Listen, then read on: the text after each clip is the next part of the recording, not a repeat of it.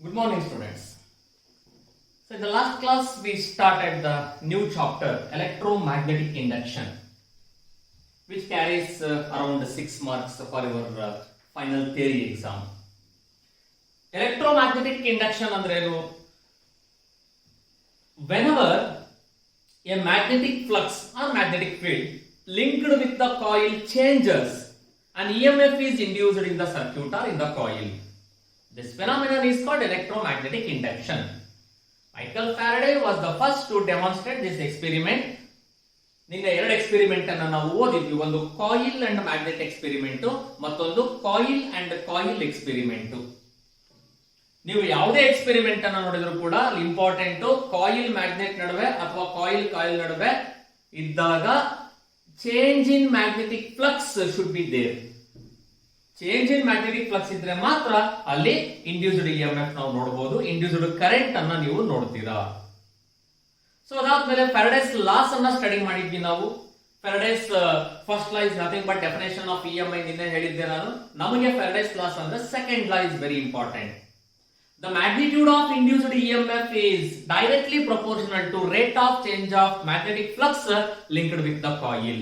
That is E is equal to d phi by dt. ನಾವು ಅದನ್ನ Neumann relation ಗೆ ಬರ್ಕೊಂಡಾಗ E is equal to minus d phi by dt when n is equal to 1. ಹಾಗೆ ನೆನಪಿಟ್ಕೋಬೇಕು ನೀವು ಲಾನ. E is equal to minus d phi by dt. ಯಾಕೆ ಅನ್ನೋದನ್ನ ಈಗ ನೋಡೋಣಂತೆ ಮುಂದೆ. ಯಾಕೆ ಮೈನಸ್ ಬರ್ಕೊಂತೀವಿ ಅಲ್ಲಿ? Negative sign indicates that the direction of induced EMF is always opposes the cause which changes in the circuit. ಈಗ ಆ ಇಂಡ್ಯೂಸ್ಡ್ ಇಎಂಎಫ್ ಇನ ಡೈರೆಕ್ಷನ್ ಮತ್ತೆ ಇಂಡ್ಯೂಸ್ಡ್ ಕರೆಂಟಿನ ಡೈರೆಕ್ಷನ್ ಹೇಗೆ ಕಂಡುಹಿಡಿಯೋದು? To determine the direction of induced EMF and to determine the direction of induced current we have to follow Lenz's law. So this law plays a very important role in electromagnetic induction. ಏನು ಹೇಳುತ್ತೆ ಈ lens ಲಾ? ನಾವು usually lens law ಅಂತ ಕರಿತೀವಿ. ನೋಡಿ, ಈ lens ಲಾ ನಮಗೆ ಏನ್ ಹೇಳುತ್ತೆ ಅಂದ್ರೆ, ಒಂದು ಕಾಯಿಲ್ ಅನ್ನು ತಗೊಂಡಿದ್ದೀನಿ. ಇದು ಒಂದು bar magnet. It is a north pole, ಇದು ಸೌತ್ ಪೋಲ್. ಒಂದು ಗ್ಯಾಲ್ವನೋಮೀಟರ್ ನ ಕನೆಕ್ಟ್ ಮಾಡಿದ್ದೀನಿ ಟು ಡಿಟರ್ಮೈನ್ ದ ಕರೆಂಟ್ ಅಥವಾ ಡಿಫ್ಲೆಕ್ಷನ್ ಅಬ್ಸರ್ವ್ ಮಾಡಲಿಕ್ಕೆ. ಈ ಬಾರ್ ಮ್ಯಾಗ್ನೆಟ್ ಇಲ್ಲಿ ಇದ್ದಾಗ ಇದಕ್ಕೂ ಏನು ರಿಲೇಷನ್ ಇರಲ್ಲ. When you take moving towards the coil, ಈ ಬಾರ್ ಮ್ಯಾಗ್ನೆಟ್ ಅನ್ನ ಟುವರ್ಡ್ಸ್ ದ ಕಾಯಿಲ್ ತಗೊಂಡು ಬಂದರೆ, because of this magnetic field line ಇಲ್ಲಿ ಒಂದು ಮ್ಯಾಗ್ನೆಟ್ ತರ ಇದು ಬಿಹೇವ್ ಮಾಡುತ್ತೆ. ಇದು ನಾರ್ತ್ ಪೋಲ್, ಇದು ಸೌತ್ ಪೋಲ್. ಈ ಕಾಯಿಲ್ ಇದು ನಾರ್ತ್ ಪೋಲ್, ಇದು ಸೌತ್ ಪೋಲ್ ಆಗಿ ಬಿಹೇವ್ ಮಾಡುತ್ತೆ. So that it opposes like poles repels each other. So ಹಾಗಾಗಿ ಇದು ಇದನ್ನ ಅಪೋಸ್ ಮಾಡುತ್ತೆ. ಯಾವಾಗ ಈ ಮ್ಯಾಗ್ನೆಟ್ ಈ ಕಾಯಿಲ್ ಹತ್ರ ಬರುತ್ತೋ ಆಗ ಇಲ್ಲಿ ಇದು ನಾರ್ತ್ ಪೋಲ್, ಇದು ಸೌತ್ ಪೋಲ್ ಆಗಿ ಬಿಹೇವ್ ಮಾಡುತ್ತೆ ಕಾಯಿಲ್ ಇಂದು. So it opposes. ಅದೇ ಉಲ್ಟಾ ಇವಾಗ ಫಾರ್ ದಟ್ ಅವಾಗ ನಮಗೆ ಡೈರೆಕ್ಷನ್ ಈ ತರ ಇದೆ ಅಂತ ಅಸಂಪ್ಷನ್ ಮಾಡಿಕೊಂಡು the direction of current opposes ಇರೋದ್ರಿಂದ ಇದೇ ಬಾರ್ ಮ್ಯಾಗ್ನೆಟ್ ಅನ್ನ when you take moving back, ವಾಪಸ್ ತಗೊಂಡು ಹೋಗ್ತಾ ಇದೆಯಪ್ಪ ನೀನ್ ಇವಾಗ, ಹೌದಾ? ಈಗ ಇದನ್ನ ನೀನು ವಾಪಸ್ ತಗೊಂಡು ಹೋಗ್ತಾ ಇದೀಯ ಅಂತ ಅಂದಾಗ ಇದು ಸೌತ್ ಪೋಲ್ ಆಗುತ್ತೆ, ಇದು ನಾರ್ತ್ ಪೋಲ್ ಆಗಿ ಬಿಹೇವ್ ಮಾಡುತ್ತೆ. ಆದ್ರೂ ಇದು ವಾಪಸ್ ಹೋಗಕ್ ಬಿಡಲ್ಲ. ದಟ್ ಈಸ್ ಅಟ್ರಾಕ್ಟ್ ಆಗ್ಬೇಕಲ್ವ ನಮಗೆ. ಎಗನೆಸ್ಟ್ ದಿಸ್ ಇದು ಮುಂದೆ ಹೋಗ್ಬೇಕು. ಅಂದ್ರೆ ಬಹಳ ಸಿಂಪಲ್. ಸಣ್ಣ ಮಕ್ಳು ಇದ್ದಂಗಪ್ಪ, ಹತ್ರ ಬರ್ತೀನಿ ಅಂದ್ರೆ ಅದಕ್ಕೂ ಬಿಡಲ್ಲ, ಹೋಗ್ತೀನಿ ದೂರ ಅಂದ್ರೆ ಅದಕ್ಕೂ ಬಿಡಲ್ಲ. ಓಕೆ, ಹತ್ರ ಬರಕ್ಕೂ ಬಿಡಲ್ಲ, ದೂರ ಹೋಗಕ್ಕೂ ಬಿಡಲ್ಲ. ಆಪೋಸ್ ಮಾಡತ್ತಲ್ವಾ? ಇದನ್ನ ಇಟ್ಕೊಂಡೆ ಲೆನ್ಸ್ ಲಾ ಹೇಳ್ತಾನೆ ನಮಗೆ. ಏನು ಲೆನ್ಸ್ ಲಾ ಹಾಗಾದ್ರೆ? The direction of induced EMF and hence current is such that it tends to oppose the cause. ಇಲ್ಲೇನ್ ಹೇಳಿದ್ದಲ್ಲ ನಾನು, oppose the cause that produces it. ಇದನ್ನೇ ನಾವು ಲೆನ್ಸ್ ಲಾ ಅಂತ ಹೇಳ್ತೀವಿ. ಎಕ್ಸಾಮ್ ಅಲ್ಲಿ ಕೇಳ್ತಾನೆ, state and explain Lenz law. 3 marks ಗೆ ಸ್ಟೇಟ್ಮೆಂಟ್ ಫಸ್ಟ್ ಬರೀಬೇಕು. This law states that the direction of induced EMF and hence current is such that it tends to oppose the cause that produces it. Consider a coil and a magnet. Coil is connected to a galvanometer. When a bar magnet moving towards the coil, the bar magnet ಏನಿದೆಯಲ್ಲ ನಮಗೆ, it acts like north pole towards the north pole ಇರುತ್ತೆ and other side south pole. and there is a small repulsion between magnet and the coil because like poles repulse each other. When you take back the magnet moving away from this coil, then this the end side of the coil which is very near to the magnet behaves like a south pole and another side is north pole, and it tries to attract the magnet. That is, it causes, idu namige ಏನು cause ಮಾಡ್ತಾ ಇದೆ, oppose the cause that produces it. This is how Lenz law explained. ಹಾಗಾದ್ರೆ ಇಲ್ಲಿ lens ಲಾ, ಈಗ for example ಈ magnet ಅನ್ನು ಇದ್ರ ಹತ್ರ ತಗೊಂಡು ಬಂದಾಗ ನಾನು ಹೇಳಿದೆ ಇದು ಸ್ಮಾಲ್ ರಿಪಲ್ಷನ್ ಇರುತ್ತೆ ಅಂತ. ಎಗನೆಸ್ಟ್ ದ ರಿಪಲ್ಷನ್ ಇಲ್ಲೇನ್ ಕರೆಂಟ್ ಇಂಡ್ಯೂಸ್ ಆಗುತ್ತಲ್ಲ, that induced current must do some work against this repulsion. ವಾಪಸ್ ಹೋಗುವಾಗ ಇಲ್ಲಿ ಬಿಕಾಸ್ ಆಫ್ ಲೈಟ್ ಅಟ್ರಾಕ್ಷನ್ ಇದೆ ನಮಗೆ, ಹಾಗಂತ ಇದು ಅಟ್ರಾಕ್ಟ್ ಆಗಲ್ಲ.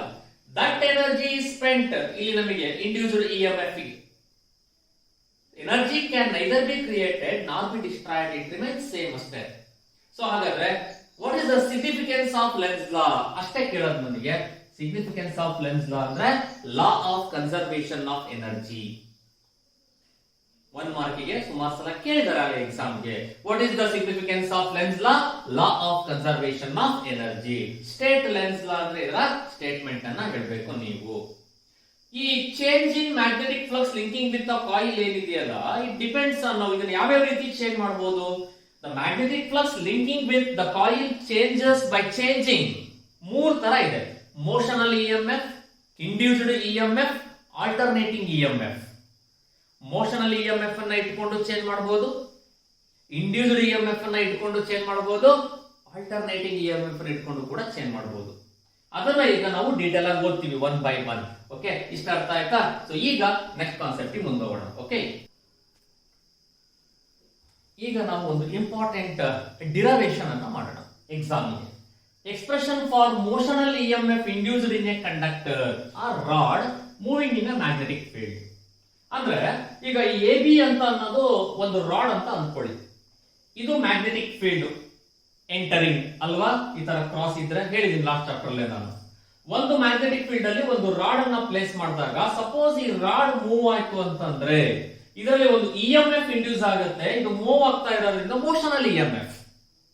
ಓಕೆನಾ, ಇದು ಕಾನ್ಸ್ಟೆಂಟ್ ಇಲ್ಲ, ಮೂವ್ ಆಗ್ತಾ ಇದೆ. ಮೂವ್ ಆಗ್ತಾ ಇರುವಾಗ ಒಂದು ಇಂಡ್ಯೂಸ್ಡ್ ಇಎಂಎಫ್ ನೋಡ್ತೀವಿ. That's why it is called what, motional EMF ಅಂತ ಹೇಳ್ತೀವಿ. Let A B is a conductor of length L. Let it is an uniform magnetic field of strength B ಅಂತ assumption ಮಾಡ್ಕೊಳ್ಳಿ. ಹಾಗಾದ್ರೆ this rod is placed perpendicular to the magnetic field. ನೋಡಿ, ಇದು magnetic field ಇದೆ ನಿಮಗೆ, ಓಕೆನಾ, ಇದು magnetic field ಅಲ್ವಾ. ಇದಕ್ಕೆ ಪರ್ಪೆಂಡಿಕ್ಯುಲರ್ ಆಗಿ ನಾವು ರಾಡ್ ಅನ್ನ ಇಟ್ಟಿದ್ದೀವಿ. ಇಟ್ ಈಸ್ ಎ 3D ಇದ್ದಂಗೆ. ಓಕೆ, ಸೊ ಇದು ಮ್ಯಾಗ್ನೆಟಿಕ್ ಫೀಲ್ಡ್, ಇದಕ್ಕೆ ಪರ್ಪೆಂಡಿಕ್ಯುಲರ್ ಆಗಿ ನೀವು ಈ ರಾಡ್ ಅನ್ನ ಪ್ಲೇಸ್ ಮಾಡಿದ್ದೀರಾ. So let AB is a conductor or rod placed in a magnetic field.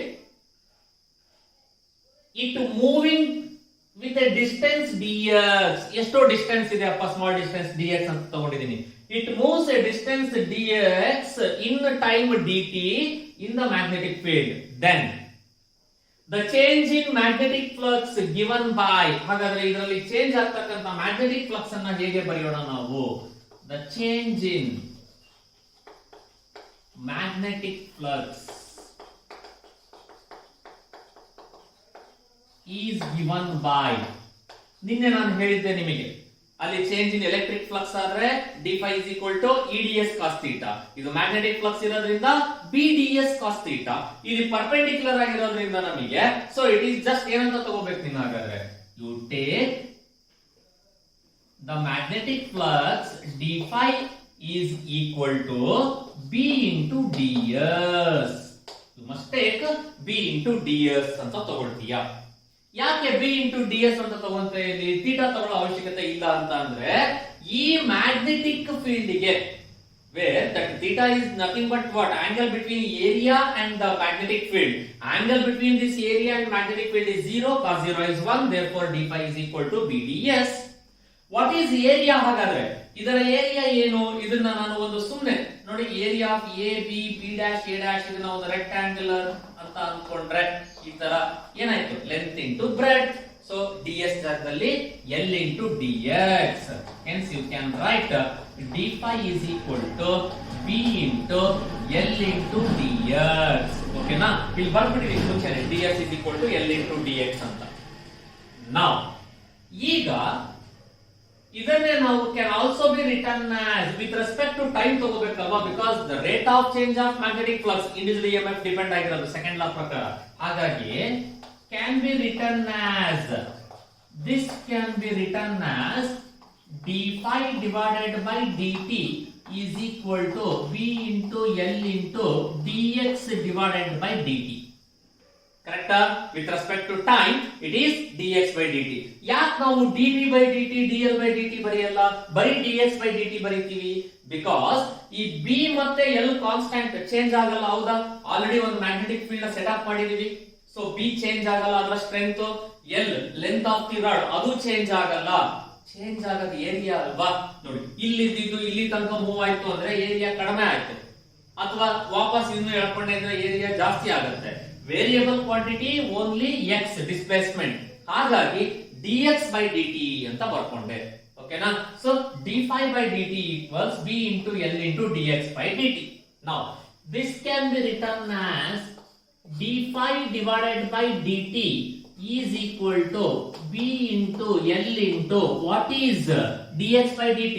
dx is nothing but displacement. Rate of change of displacement is velocity. Here minus V ಅಂತ ಬರ್ಕೊಂಡೆ ನಾನು. ಯಾಕೆ? Final displacement minus initial ಮಾಡಿದಾಗ ನಮಗೆ decrease, ನಮಗೆ final ಇದು ಬರ್ತಾ ಬರ್ತಾ ಇನ್ನು ಮುಂದೆ ತಗೊಂಡು ಹೋದಾಗ ಏನಾಗುತ್ತೆ? ಏರಿಯಾ ಕಡಿಮೆ ಆಗುತ್ತೆ. ಸೊ ಏರಿಯಾ ಕಡಿಮೆ ಆಗ್ತಾ ಇರೋದ್ರಿಂದ ನಾನು ಇದನ್ನ ಮೈನಸ್ ವಿ ಅಂತ ತಗೊಂಡಿದ್ದೀನಿ. Now from Faraday's second law, from Faraday's second ಲಾ ಅಥವಾ ಸಿಂಪ್ಲಿ ಫ್ಯಾರಡೇಸ್ ಲಾ ಅಂತ ಬರೆದ್ರು ಕೂಡ ಓಕೆ. ಏನ್ ಹೇಳುತ್ತೆ Faraday's second law? E is equal to minus d phi divided by dt. For one term ಇದ್ದಾಗ E is equal to minus d phi by dt. So minus d phi by dt ಅಂತ ಅಂದ್ರೆ ಇದಕ್ಕೆ compare ಮಾಡಿ. ಇವಾಗ ನೀವು ಏನು equation 1 ಮತ್ತೆ 2 ನ ನೀವು ಅಬ್ಸರ್ವ್ ಮಾಡಿ, ಈ d phi by dt equate ಮಾಡ್ಕೊಳ್ಳೋಣ ನಾವು. ಬೇಕಾದ್ರೆ ಇದನ್ನ you can write like this, d phi by dt is equal to minus e ಅಂತ ಬೇಕಾದ್ರೆ ಬರ್ಕೊಳ್ಳಿ. ಇದನ್ನೇ ಇಕ್ವೇಶನ್ 2 ಅಂತ ಕರೆದ್ರೆ LHS ಸೇಮ್ ಆಯ್ತು. ಇವಾಗ RHS ಗೆ ಈಕ್ವೇಟ್ ಮಾಡಿ. therefore minus e is equal to minus blv, minus minus get cancelled, hence e is equal to blv.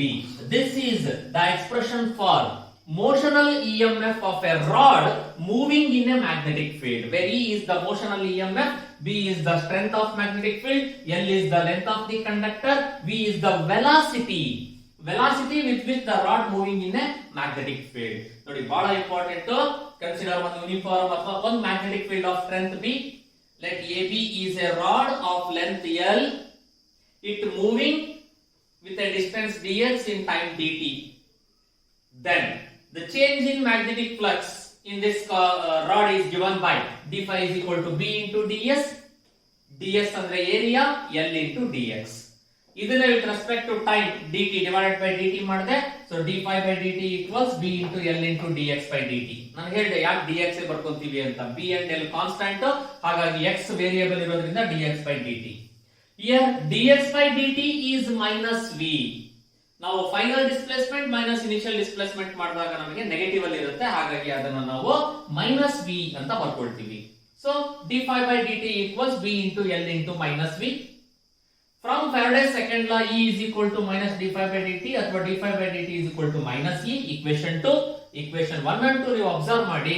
minus E is equal to minus BLV, minus minus get cancelled and E is equal to BLV. Notes ಅಲ್ಲಿ ಸ್ವಲ್ಪ correct ಮಾಡ್ಕೊಳ್ಳಿ. ನೀವು ಮನೆಯಲ್ಲಿ notes ಯಾರ ಹತ್ರ ಇದನ್ನು already ಅವರು ಅಲ್ಲಿ ಪ್ಲಸ್ ವಿ ತಗೊಂಡಿದ್ದಾರೆ, it is minus V and final expression ನಮಗೆ ಪಾಸಿಟಿವ್ ಇರುತ್ತೆ. ವೆಕ್ಟರ್ ಫಾರ್ಮ್ ಅಲ್ಲಿ ಬರೆದಾಗ ಇದನ್ನೇ ನೀವು ವೆಕ್ಟರ್ ಅಲ್ಲಿ ಬರೆದ್ರೆ ಡೈರೆಕ್ಷನ್ ಆಗ ಮೈನಸ್ ಅಲ್ಲಿ ಬರೀತೀವಿ. ನಾವು ಮಾಮೂಲಿ ಮ್ಯಾಗ್ನಿಟ್ಯೂಡ್ ಅಷ್ಟೇ ಬರೆದ್ರೆ you should take only positive, that is E is equal to BLV. Okay, ನೋಡಿ ಇದೇ ಮೋಷನಲ್ EMF ಗೆ ಎಂಟ್ರೆನ್ಸ್ ರಿಲೇಟೆಡ್ ಆಗಿ ಒಂದೆರಡು ಫಾರ್ಮುಲಾ ಬೇಕಾಗುತ್ತೆ, ಅದನ್ನ ಇಲ್ಲಿ ಬರ್ಕೊಂಡಿದ್ದೀನಿ ನಾನು. You all know that Ohm's law ಪ್ರಕಾರ V is equal to IR, ಇಲ್ಲಿ EMF is nothing but V ಅಂತ ತಗೊಂಡ್ರೆ ಅದನ್ನ E is equal to IR ಅಂತ ಬರ್ಕೊಂಡಿದ್ದೀನಿ ನಾನು. So you know that E is equal to BLV expression. According to this ಎರಡನ್ನು equate ಮಾಡಿ IR is equal to BLV ಆಯಿತು. Therefore I is equal to BLV divided by R. This is the current in the conductor. When it has a resistance R, I is equal to BLV by R. ಇದನ್ನೇ ಒಂದು due to drift velocity ಅಲ್ಲಿ ಒಂದು force exert ಆಗುತ್ತೆ. ಆ force ಅನ್ನ ಕಂಡುಹಿಡಿಯಬೇಕು ಅಂದ್ರೆ you all know that magnetic field ಅಲ್ಲಿ ಫೋರ್ಸ್ ಗೆ ಎಕ್ಸ್ಪ್ರೆಷನ್ ಗೊತ್ತು ನಿಮಗೆ, BIL ಡೆರಿವೇಶನ್ ಮಾಡಿದ್ವಿ ಮೂವಿಂಗ್ ಚಾರ್ಜಸ್ ಅಂಡ್ ಮ್ಯಾಗ್ನೆಟಿಸಮ್ ಅಲ್ಲಿ. F is equal to BIL ಆದ್ರೆ I is equal to F by BL ಆಯ್ತು. I ಜಾಗದಲ್ಲಿ F by BL hockey BL cross multiply ಮಾಡಿ B square L square V by R. This is the expression for force. ಇದನ್ನೇ power ಗೆ ಬರ್ಕೊಳ್ಳೋದಾದ್ರೆ ನೀವು power ಅಂದ್ರೆ ಏನು, F into V ಅಂತ ಬರಿಬಹುದು, product of force and velocity. So F ಅಂದ್ರೆ B square L square ಇದೆ, V into V, V square, B square L square V square by R. This is the power, ಇದು force, ಇದು current. ಇದನ್ನ ನೆನಪಿಟ್ಕೊಳ್ಳಿ. ಈಗ next ನಾವು ಇನ್ನೂ ಒಂದು ಇಂಪಾರ್ಟೆಂಟ್ ಡೆಫಿನೇಷನ್ ಮತ್ತೆ ಯೂಸಸ್ ಅನ್ನ ನೋಡಬೇಕು, that is eddy current. So eddy currents ಅಂತಂದ್ರೆ ಏನು, ಅದನ್ನ ಎಲ್ಲಿ ಯೂಸ್ ಮಾಡ್ತೀವಿ ನೋಡಿ. ಎಡ್ಡಿ ಕರೆಂಟ್ಸ್ ಅಂತಂದ್ರೆ ಒಂದು ಮ್ಯಾಗ್ನೆಟಿಕ್ ಫೀಲ್ಡ್ ಅನ್ನ ಇಲ್ಲಿ ಕನ್ಸಿಡರ್ ಮಾಡೋಣ. ಸೇ ಇದು ನಾರ್ತ್ ಪೋಲ್, ಇದು ಸೌತ್ ಪೋಲ್ ಅಂತ ಅಸಂಪ್ಷನ್ ಮಾಡ್ಕೊಳ್ಳಿ. ಈಗ ಇಲ್ಲಿ ಒಂದು ಮೆಟಲ್ ಪ್ಲೇಟ್ ಅನ್ನ ಪ್ಲೇಸ್ ಮಾಡೋಣ ನಾವು. See this is one metal plate which I placed in the magnetic field. When a metal plate placed in changing magnetic field, ಅದು ಮ್ಯಾಗ್ನೆಟಿಕ್ ಫೀಲ್ಡ್ ಕಾನ್ಸ್ಟೆಂಟ್ ಇದ್ರೆ ಏನು ಎಕ್ಸ್ಪೆರಿಮೆಂಟ್ ಆಗೋದಿಲ್ಲ, ಏನು ಫೆನಾಮಿನಾ ಬರಲ್ಲ. ಈ ಮ್ಯಾಗ್ನೆಟಿಕ್ ಫೀಲ್ಡ್ ಚೇಂಜ್ ಆದ್ರೆ ಅಂದ್ರೆ ಇದು ರೊಟೇಟ್ ಆಗ್ತಾ ಇದ್ರೆ, ಈ ಮೆಟಲ್ ರೊಟೇಟ್ ಆಗಕ್ ಸ್ಟಾರ್ಟ್ ಆದಾಗ ಆಬ್ವಿಯಸ್ಲಿ ನಮಗೆ ಏನಾಗುತ್ತೆ, ಅಲ್ಲಿ ಒಂದು ಸ್ಮಾಲ್ ಕರೆಂಟ್ ಪ್ರೊಡ್ಯೂಸ್ ಆಗುತ್ತೆ, ಮ್ಯಾಗ್ನೆಟಿಕ್ ಫೀಲ್ಡ್ ಚೇಂಜ್ ಆಗುತ್ತೆ. When changing magnetic field ಇದ್ದಾಗ automatically a current is induced in the metal plate. ಈ ಮೆಟಲ್ ಪ್ಲೇಟ್ ಅಲ್ಲಿ ಕರೆಂಟ್ ಇಂಡ್ಯೂಸ್ ಆಗುತ್ತೆ. ಅಂಡ್ ನೋಡಿ ಅದು ಯಾವ ತರ ಇರುತ್ತೆ ಅಂತ ಅಂದ್ರೆ ಲೈಕ್ ದಿಸ್ ವರ್ಲ್ಪೂಲ್ ಅಂತ ಹೇಳ್ತೀವಿ ನಾವು, ಹೌದಾ? ಈ ತರ ಇರುತ್ತೆ ನೋಡ್ಲಿಕ್ಕೆ ನಮಗೆ ಅಲ್ಲಿ current. This phenomenon is called eddy current. So what is an eddy current? Eddy current ಅಂದ್ರೆ the current is induced in a metal plate when it is placed in changing magnetic field is called eddy current. So ಬರೆಯೋಣ ಹಾಗಾದ್ರೆ. So what is an eddy current ಅಂತಂದ್ರೆ the current induced in a metal plate. metal plate ಅಲ್ಲಿ current induce ಆಗ್ತಾ ಇದೆ. ಯಾವಾಗ? the current induced in a metal plate when it is placed in changing magnetic field. ಇದು important. ಬರೀ magnetic field ಅಂದ್ರೆ marks ಕೊಡಲ್ಲ exam ಅಲ್ಲಿ. when it is placed in changing magnetic field, is called eddy current ಅಂತ ಹೇಳ್ತೀವಿ. ನೋಡಿ ಈ eddy current ಇರೋದ್ರಿಂದ ನಮಗೆ usually it opposes the motion of the plate. When a plate is swinging between this north pole and south pole of a powerful magnet, when a eddy current is formed, it opposes the motion of the plate. A motion of the plate ಅನ್ನು oppose ಮಾಡುತ್ತೆ ಆ eddy current. So obviously plate ಏನಾಗುತ್ತೆ, rest ಬಂದ್ಬಿಡುತ್ತೆ immediately. Because of this ಅಲ್ಲಿ heat ಮೂಲಕ energy loss ಆಗುತ್ತೆ. There will be a loss in the form of heat in the metal plate and it is called eddy current loss. ಅದನ್ನ ನಾವೇನಂತ ಹೇಳ್ತೀವಿ, eddy current loss ಅಂತ ಹೇಳ್ತೀವಿ. ಹಿಂದಿನ chapter ಅಲ್ಲಿ ಎಡ್ಡಿ ಕರೆಂಟ್ ಲಾಸ್ ಅಂತ ನಾನು ವರ್ಡ್ ಯೂಸ್ ಮಾಡಿದ್ದೆ ಲಾಸ್ಟ್ ಗೆ, soft magnetic materials, hard magnetic materials difference ಹೇಳುವಾಗ. Okay, so what is eddy current loss? The loss in the metal plate, the loss of energy in the metal plate due to heat when it is placed in the changing magnetic field is called eddy current loss. What are eddy currents hagadre? The current induced in a metal plate when it is placed in the changing magnetic field is called eddy current loss. Sorry, eddy currents. How to minimize the eddy current loss? Eddy current loss na ನೀವು minimize ಮಾಡಬೇಕು ಅಂದ್ರೆ instead of soft iron core ಗೆ wire ಸುತ್ತೋದ್ರ ಬದಲಿ laminated core ಗೆ wire ನ ಸುತ್ತಿದ್ರೆ you may avoid eddy current loss. ಸ್ವಲ್ಪ ಅವಾಗ eddy current loss ಅನ್ನು ನಾವು ಅವಾಯ್ಡ್ ಮಾಡಬಹುದು. ಓಕೆ, ನಮಗೆ ಎಕ್ಸಾಮ್ ಇಂಪಾರ್ಟೆಂಟ್ ಏನು ಅಂತ ಅಂದ್ರೆ ಯೂಸಸ್ ಅಥವಾ applications of eddy currents. uses or applications of eddy currents. 2 marks ಗೆ very important. ನೋಡಿ ಈ ಡೆಫಿನೇಷನ್ ಇಂಪಾರ್ಟೆಂಟ್. 1 mark ಗೆ what are eddy currents are what is an eddy current ಅಂತ ಕೇಳ್ತಾನೆ. 2 marks ಗೆ uses of eddy currents. So eddy currents are used in speedometer. They are used in speedometer. Speedometer ಗಳಲ್ಲಿ ನಾವು use ಮಾಡ್ತೀವಿ. ಅಂದ್ರೆ ನೀನು ಯಾವಾಗ ರನ್ನಿಂಗ್ ಅಲ್ಲಿ ಇರ್ತೀವೋ ನಾವು ಸ್ಪೀಡೋಮೀಟರ್ ನಿಮಗೆ ಡಿಫ್ಲೆಕ್ಷನ್ ತೋರಿಸ್ತಾ ಇರುತ್ತಲ್ಲ, ಆ ಡಿಫ್ಲೆಕ್ಷನ್ ಅಲ್ಲಿ ಇರೋದನ್ನ ನಾವು ಇಮಿಡಿಯೇಟ್ಲಿ ರೆಸ್ಟ್ ಗೆ ತಗೊಂಡ್ ಬರ್ಬೇಕು ಅಂತಂದ್ರೆ ಎಡ್ಡಿ ಕರೆಂಟೇ ಬೇಕಲ್ಲ, because eddy current opposes the motion of the metal plate. So that's why it is very important application in speedometer. It is used in speedometer. It is used in induction furnace. ಮನೆಗಳಲ್ಲಿ use ಮಾಡ್ತಕ್ಕಂತ induction furnace ಅಲ್ಲಿ use ಮಾಡ್ತಾರೆ. And it is used in induction motors. It is used in induction motors ಅಲ್ಲೂ ಕೂಡ use ಮಾಡ್ತೀವಿ. Then energy motors ಅಲ್ಲೂ ಕೂಡ ಇದನ್ನ use ಮಾಡ್ತಾರೆ. They are used in energy motors. Energy motors ಅಲ್ಲೂ ಕೂಡ ಇದನ್ನ ಯೂಸ್ ಮಾಡ್ತೀವಿ. Then it is used in local heating. It is used in local heating of human tissues. So human tissues ಗಳನ್ನ local heating ಮಾಡುವಾಗಲೂ ಕೂಡ ಈ eddy currents ಅನ್ನ ಅಲ್ಲಿ ಯೂಸ್ ಮಾಡ್ಕೊಂತಾರೆ. There are many different application ಇವು ಸಾಕಷ್ಟು ಇದಾವೆ. ಅಟ್ಲೀಸ್ಟ್ ಮಿನಿಮಮ್ ಒಂದು 2-3 ಅವರು ನೆನಪಿಟ್ಕೊಳ್ಳಿ. 2 ಮಾರ್ಕ್ಸ್ ಕೇಳಿದ್ರೆ 2 ಅಪ್ಲಿಕೇಶನ್ ಅನ್ನ ಬರೀಲಿಕ್ಕೆ ಬರಬೇಕು. So what are eddy currents, what is eddy current loss, and what are the uses of eddy current? The current induced in a metal plate when it is placed in changing magnetic field is called eddy current. When a metal plate is swinging between the powerful bar magnet, because of the eddy current there will be energy loss in the form of heat. Thus loss is called eddy current loss. How to minimize the eddy current loss ಅಂತ ಹೇಳ್ತಾರೆ. Instead of ಏನಂತಾರೆ ಓರಿಂಗ್ ಇದು wire ನ ನೀವು ಒಂದು soft iron core ಮೇಲೆ wire ಮಾಡೋದಕ್ಕಿಂತ it is better ಯಾಕೆ to wind on the laminated cores. What are the uses of eddy currents? They are used in speedometer, they are used in induction furnace, they are used in induction motor, they are used in energy motor, electromagnetic damping, they are used in local heating of human tissues. There are many different applications of eddy currents. Okay, ಇಲ್ಲಿಗೆ ನಿಲ್ಲಿಸಿರೋಣ. So ನಾಳೆ class ಇದು ಒಂದಾಯ್ತು, ಮೋಷನಲ್ EMF ಓದಿದ್ದಷ್ಟೇ ನಾವು ಇದುವರೆಗೂ. Individual EMF ಅಂತ ಬರುತ್ತೆ. ನಾಳೆ class ಅಲ್ಲಿ ನಾವು ಆ ಇಂಡಿವಿಜುವಲ್ EMF ಅನ್ನ ಓದೋಣಂತೆ. ಓಕೆ.